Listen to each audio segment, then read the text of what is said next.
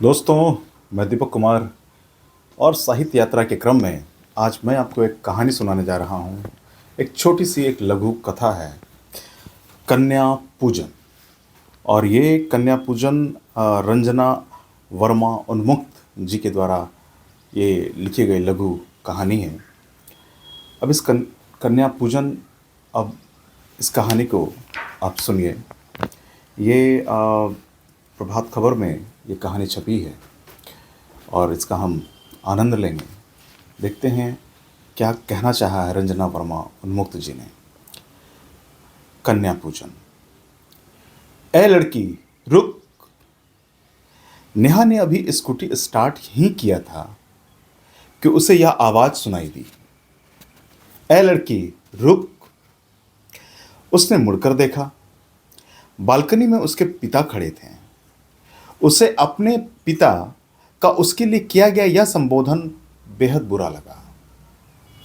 उसने गुस्से से पिताजी को देखा और पूछा, क्या बात है पिताजी? पिताजी, स्कूटी तू ले जाएगी तो तेरा भाई क्या चलाएगा? पिताजी, आज उसकी छुट्टी है और उसे ट्यूशन भी नहीं जाना है। यह कहकर वह पुनः अपनी स्कूटी को स्टार्ट करने लगी।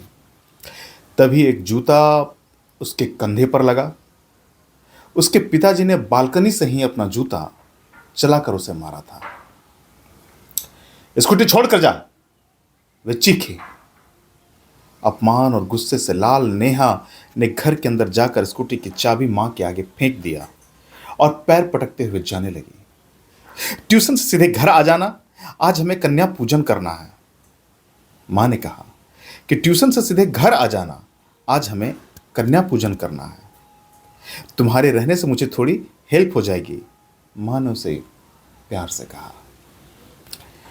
वह रास्ते भर सोच रही थी कि नारी समानता एवं हक की बात वह बाहर क्या उठाएगी, जब उसके घर में ही इतना भेदभाव किया जाता है। जहां उनकी इज्जत नहीं है। उसकी मां ने जब भी अपने हक के लिए बहस किया तो उसके पिता से हमेशा उन्हें ऐसा ही प्रसाद मिला। उसे अभी बड़ा पछतावा हो रहा था कि क्यों नहीं उस वक्त उसने अपनी मां का साथ दिया, बल्कि उस वक्त वह भी मां को यह कहकर झिड़क देती थी कि क्या मां बेकार की बहस में पड़ती हो।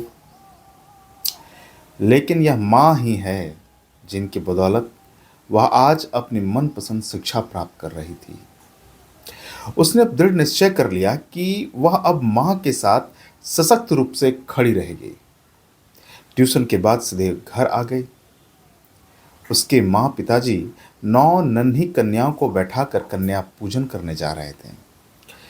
पिता ने बड़ी श्रद्धा के साथ सभी कन्याओं के पांव धोए और मां ने लाल चुनरी डालकर उन्हें टीका लगाया।